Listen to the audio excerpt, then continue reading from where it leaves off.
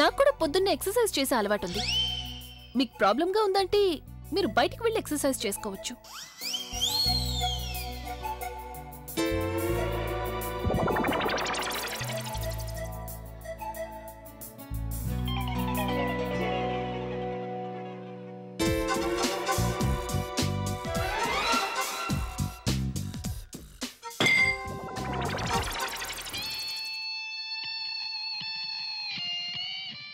ఇంకా ఏమైనా ఉన్నాయా లేక అన్నీ అయిపోయాయా? ఉన్నాయా?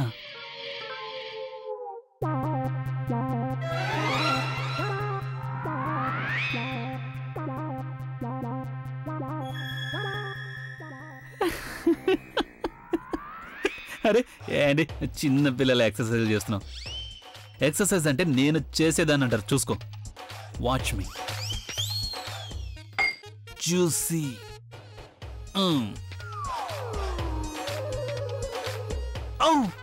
కండలు కాదు ఐస్ ముక్కలు ఇట్టే కరిగిపోతాయి.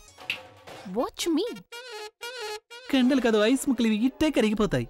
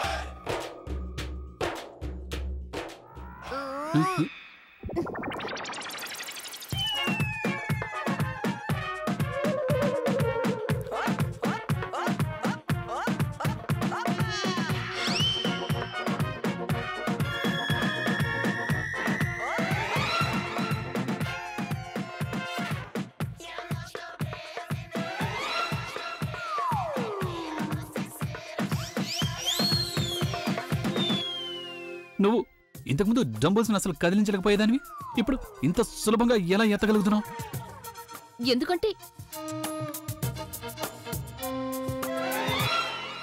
ఎందుకంటే ఇంతకు ముందు నేను చాలా బలహీనంగా ఉండేదాన్ని, కానీ ఇప్పుడు నేను పవర్ఫుల్ అయ్యాను.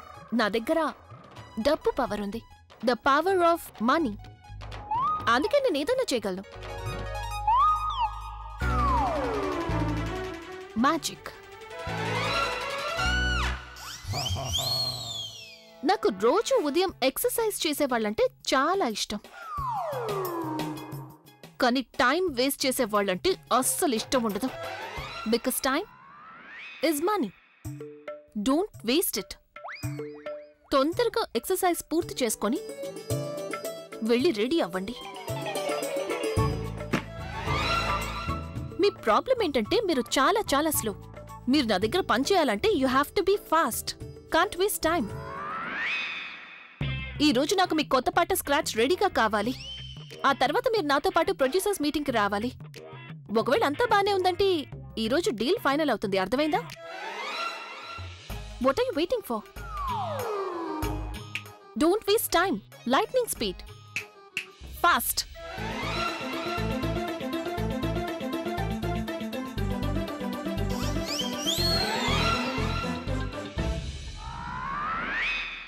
అసలు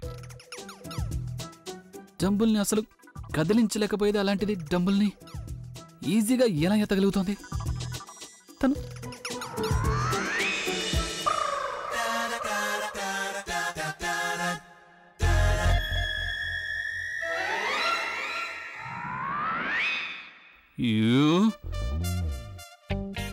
నువ్వు నంబర్ 1 మోసగత్తేవి ప్రజ్ఞ. వెయిట్స్ ఎత్తాలని నీకు సరదాగా ఉంది కదా? Now you just wait and watch. Watch. నా కాఫీ ఏమైంది? అరే రాబిన్, నా కాఫీ ఎక్కడుంది? అక్క, ఈరోజు మందిరం చాలా అందంగా కనిపిస్తోంది కదా?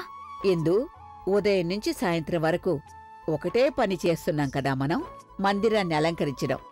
ఇక మందిరం అయితే అందంగా ఉండాల్సిందే మరి. అవునక్క, మనం ఎప్పుడూ ఈ మందిరాన్ని అలంకరిస్తూనే ఉంటాం. భగవంతుడిని ప్రార్థిస్తున్నాము, పూజలు చేస్తూనే ఉన్నాం మనం. అయినా కూడా ఆయన మన మొర ఆలకించడం లేదు. ఆయనే కాదు, ఈ ఇంట్లో కూడా ఎవరు మన మాట వినిపించుకోవట్లేదు.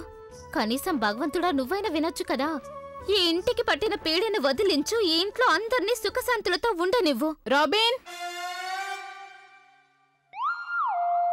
ఇదిగో ఇప్పుడు వీళ్ళకి తెల్లారింది. పదక్క. రాబిన్ ఎక్కడ? నానమ్మ రాబిన్ ఎక్కడున్నాడు? చూడాలియా, పొద్దున్నే దేవుడి పేరు జపించు, అంతేకాని లేచిన దగ్గర నుండి రాబిన్ రాబిన్ అని ఎందుకు అరుస్తున్నావు? అరే రాబిన్, రాబిన్, నా కాఫీ ఎక్కడుంది? Robin, robin. ఇదిగో ఒక పని చేయండి, అందరూ కలిసి రాబిన్ కీర్తన పాడండి, చాలా బాగుంటుంది. ఏయ్,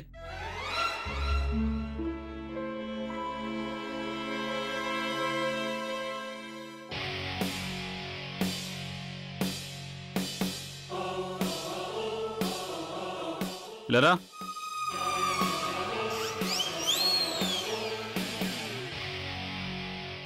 ఇలారా.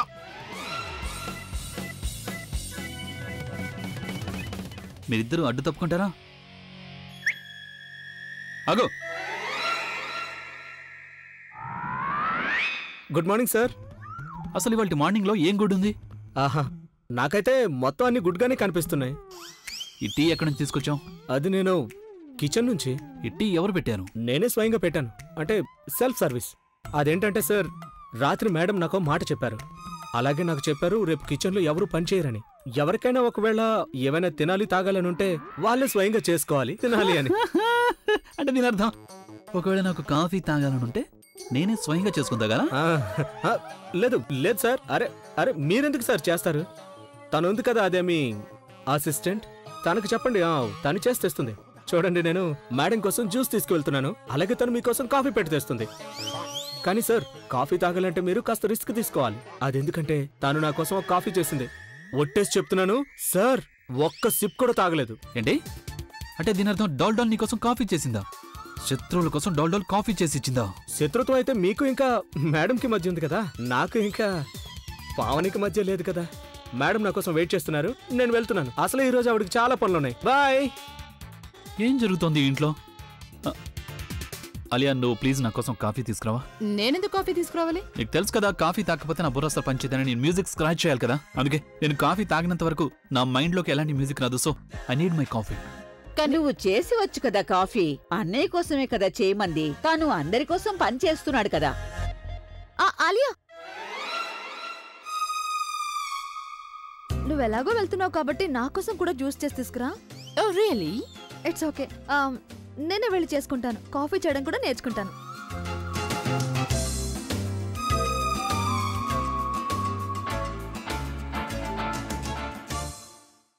ఇది దారుణం. నేను కిందకి గ్రీన్ టీ తాగడానికి వచ్చాను, కానీ ఇక్కడ నేను కాఫీ కలుపుతున్నాను. I'm just fed up of all this. నాకు చాలా భయంగా ఉంది. నేను ఏదో ఒక రోజు ఇంటికి పని మనిషిని అయిపోతానేమో అని. నేనేమనుకున్నాను, ఏమయ్యాను?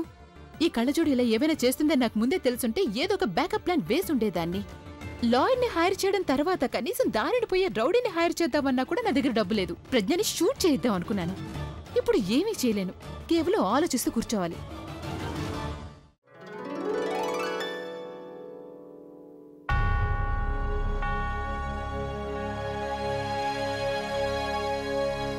మీరెందుకు ఇలా మౌనంగా ఉన్నారు? ఏదో ఒకటి ఆలోచించండి, ఏదో ఒక ఐడియా ఇవ్వండి. ఎందుకంటే నా మైండ్ అయితే పనిచేయడం మానేసింది. తన్నుకి అగెన్స్ట్ గా మనం ఎంతో పకడ్బందీగా ప్లాన్ చేశాం, కానీ ఏమీ జరగలేదు. తను తిరిగి మనల్ని ఇరికించేసింది. అది కాకుండా మనకింతవరకు ఈ విషయం తెలియలేదు, ఆలియాకి ఎవరు హెల్ప్ చేస్తున్నారో ఆ వ్యక్తి ఎవరు అని. మనకిది కూడా తెలీదు, తన్ను కడుపులో పెరుగుతున్న బిడ్డకి అసలు తండ్రి ఎవరు అని. అమ్మమ్మ, ఒకవేళ తన్నుకి ఆలియాకి ఎవరైతే హెల్ప్ చేస్తున్నారో అతని సాయంతో వాళ్ళు లాయర్ని హైర్ చేసుకున్నారు అంటే అప్పుడు ఆ లాయర్ అన్నిటికంటే ముందు డబ్బు ప్రాపర్టీ మీద స్టే ఆర్డర్ తీసుకొస్తాడు. ఆ తర్వాత మనం ఏమీ చేయలేం. నా ఈ బలహీనమైన బుర్రలోకి ఎలాంటి ఐడియా రావడం లేదంటే నన్ను ఏం చేయమంటావు చెప్పు. ఇక నువ్వు, నీకైతే బోల్డ్ అన్న ఐడియాలు వస్తాయిగా. మంచిది కాకపోతే చెత్త ఐడియా అయినా ఇవ్వచ్చు కదా. ఓహో అక్క, నువ్వెప్పుడు ఇలాగే చేస్తుంటావు. అమ్మమ్మ, మీరైనా తనకి చెప్పండి, ఈ ఐడియాలు ఊరికే మైండ్లోకి వచ్చేవు. దానికోసం బాగా ఆలోచించాలి. సో ప్లీజ్ మీరిద్దరూ నాకు 2 నిమిషాలు టైం ఇవ్వండి, నేను ఏదో ఒకటి ఆలోచిస్తాను. Waiter, coffee.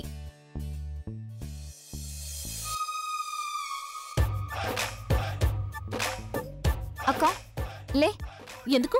నువ్వు లేచి నేను కూర్చున్న చోటుకొచ్చి కూర్చో. నువ్వు కూర్చున్న ప్లేస్లో నేను వచ్చి కూర్చుంటాను. కానీ ఎందుకు? అంటే ఒకవేళ నాకు ఐడియాలు వస్తాయేమో. ఈ ప్లేస్ నాకు కలిసి రాలేదక్క, ప్లీజ్. ఓకే.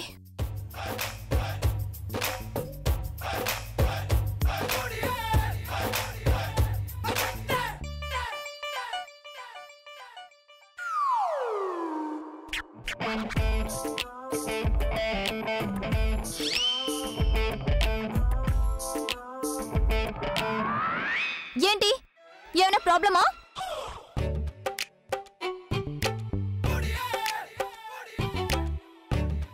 అక్క నాకు విషయం చెప్పు.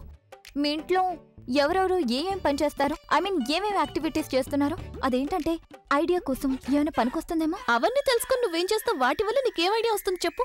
నువ్వు చెప్తావా లేదా? సరే. ఉదయం నేను లేచినప్పుడు ఆయన లౌడ్ మ్యూజిక్ పెట్టుకుని ఎక్సర్సైజ్ చేస్తున్నారు నన్ను ఇరిటేట్ చేయడానికి. తర్వాత ఏముంది, నేను కూడా ఆ లౌడ్ మ్యూజిక్ కి ఎక్సర్సైజ్ చేయడం మొదలు పెట్టాను. తర్వాత నువ్వు నాకు ఐడియా ఇచ్చావు కదా, ఆ నకిలీ డంబల్స్ ని తీసుకొచ్చి ఎక్సర్సైజ్ చేయడం మొదలు పెట్టాను. ఆయన దానికి షాక్ అయ్యారు, కళ్ళు పెద్ద పెద్ద చేసుకుని చూడడం మొదలు పెట్టారు. నేను నీకు చెప్పాను కదక్క, ఈ బుల్బుల్ ఇచ్చే ఐడియా ఎప్పుడూ ఫెయిల్ అవ్వదు. సరే తర్వాత చెప్పు. ఆ తర్వాత నేను ఆయనతో అన్నాను, వీటన్నిటి గురించి వదిలేసి ఈ రోజు ఎలాగైనా నాకు ఆయన పాటలో స్క్రాచ్ కావాలన్నాను. ఆ తర్వాత ఆయన స్క్రాచ్ చేయడంలో బిజీ అయిపోయారు. వచ్చింది.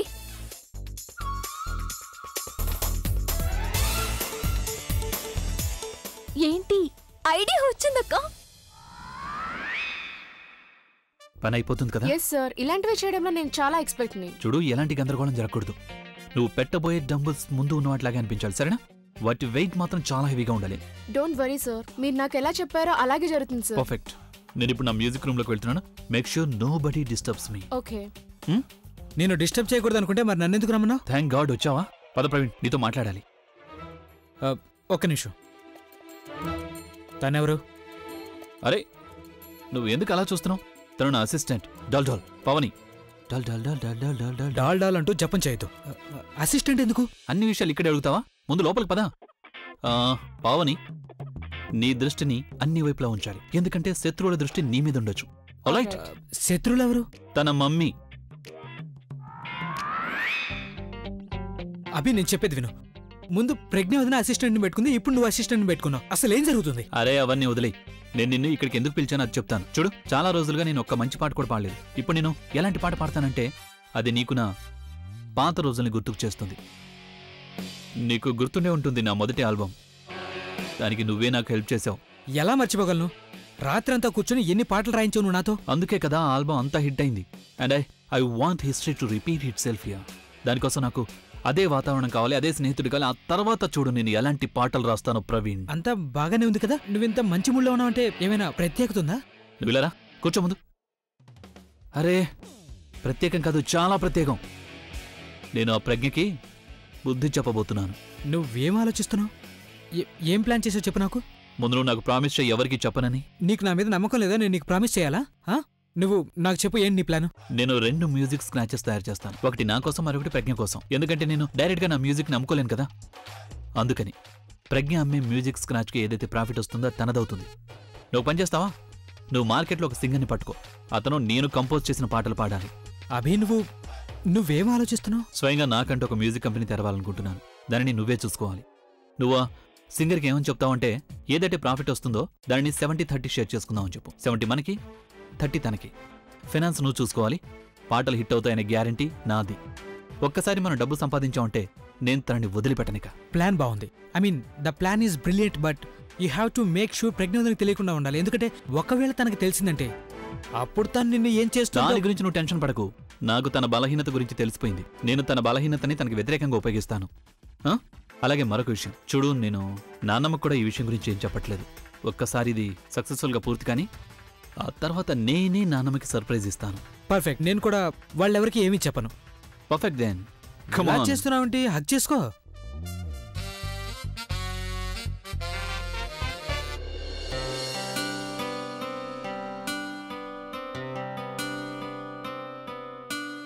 చెయ్యాల్సిందేనా? నువ్వు మాటికి ఎందుకు అడుగుతున్నావు అక్క? నేను నీకు ఆల్రెడీ చెప్పాను కదా, ఒక ఫోనే కదా చేయాలి.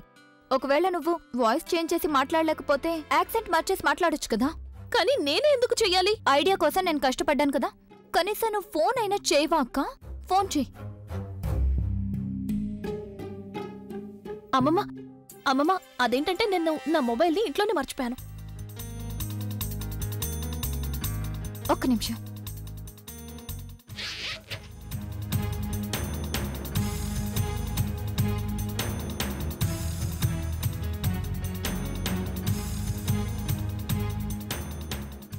ఇంతకీ ఏ యాక్సెంట్ లో మాట్లాడాలి? నువ్వు ఏ యాక్సెంట్లో అయినా మాట్లాడు, నీకేది కుదిరితే నువ్వు అది మాట్లాడు. అన్నట్టు ఒక్క నిమిషం, ఒకవేళ నువ్వు డైలాగ్స్ మర్చిపోయావంటే ఇదిగో అక్క, స్క్రిప్ట్ ఎదురుగానే ఉంది, చూసి మాట్లాడు. స్క్రిప్ట్?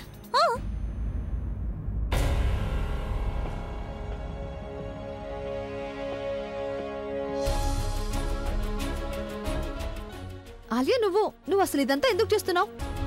డోంట్ టెల్ మీ, నువ్వు నిజంగా షిఫ్ట్ అవడానికి ప్లాన్ చేయడం లేదు కదా? నేను ఈ జ్యువెలరీని అమ్మేసి ఒక లాయర్ని హైర్ చేస్తాను. అప్పుడు ఆ కళ్ళజుండి పర్మనెంట్ గా ఇంట్లోంచి బయట గింటేయచ్చు. ఆలియా, ఈ జ్యువెలరీని నీకు అభి గిఫ్ట్ గా ఇచ్చాడు. ఒకవేళ నువ్వు వీటిని అమ్మేస్తే అభి చాలా బాధపడతాడు కదా. కానీ ఇంతకంటే పెద్ద బాధ ఇంకేముంటుంది? నువ్వే చెప్పు. గిఫ్ట్స్ అయితే నాకు జీవితాంతం వస్తూనే ఉంటాయి కదా. కానీ ఈ టార్చర్ ఉంది, ఈ కంటిన్యూస్ టార్చర్ ని నేను జీవితాంతం భరిస్తూ ఉండలేను కదా. తను I want get rid of all this. అవును, కానీ ఇంకేమైనా ఐడియా ఉందా నీ దగ్గర? ఏమైంది? లేదు కదా. అయితే సైలెంట్ గా ఉండి నా పని నేను చేసుకునివ్వు. ఫైన్. ఎందుకంటే మనం ఏమీ చేయలేం.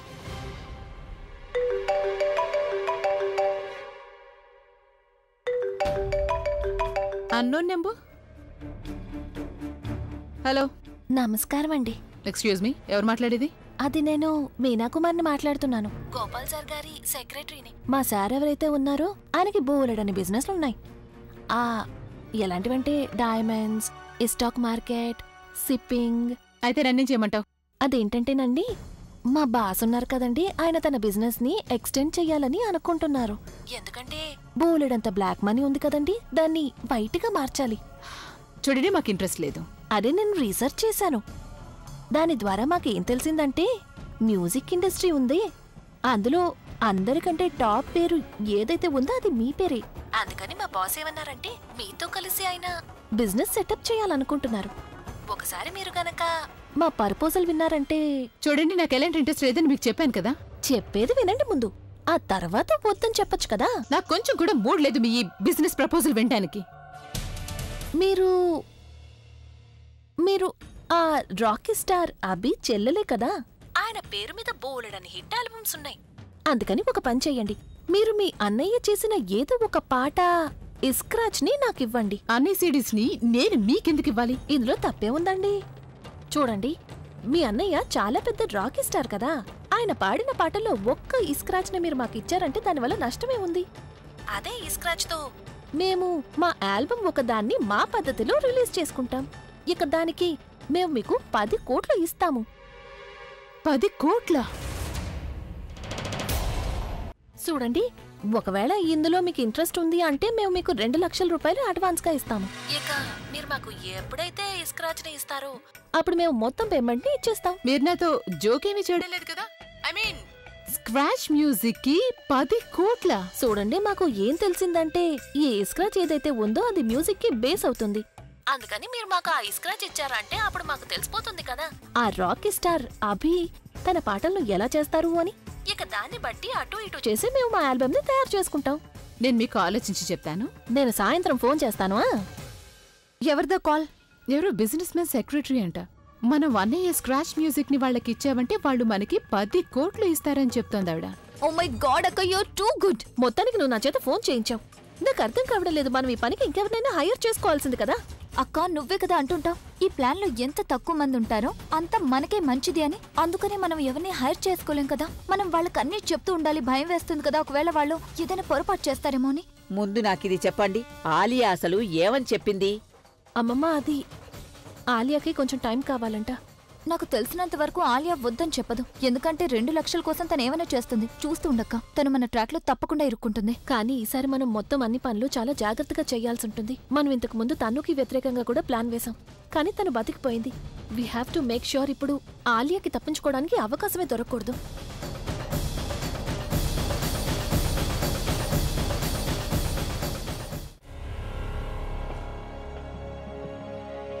ఆలియా ఆలియా ఫోన్ వచ్చిందా? రిలాక్స్ తను, ఇది కేవలం SMS. ఇంకా తను ఎప్పుడు ఫోన్ చేస్తుంది? సాయంత్రం ఫోన్ చేస్తానని చెప్పింది, ఇంతవరకు చేయలేదు. యు నో వాట్, నువ్వు తనకి ఫోన్ చేయి. అలాగే నువ్వు తనతో మాట్లాడు. ఆలియా, నువ్వైతే ఆ టైంలోనే డీల్ ఓకే చేయాల్సింది, కానీ ఇప్పటికీ మించిపోయింది ఏం లేదు. నువ్వు తనతో మాట్లాడు. ఏం ఆలోచిస్తున్నావు? మాట్లాడు. పేషెన్స్ తను, పేషెన్స్. ఐ మీన్, నేను ఆలోచిస్తుంది పూర్తిగా నిజం. అలాగే తను కాల్ చేస్తుంది, సో యూ జస్ట్ రిలాక్స్. నువ్వు ఇంకా నీ రాజన్య అంతే. పేషెన్స్ అని అంటూ చివరికి నన్ను పేషెంట్ ని చేసేస్తారు.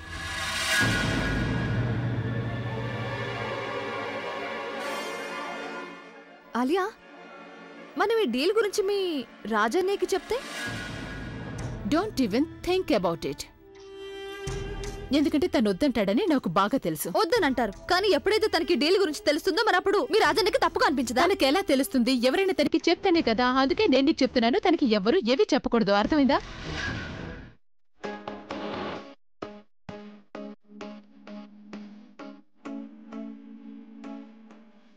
ఇవన్నీ నువ్వు నాతో కలిసి ఉంటూ కూడా చేయొచ్చు కదా.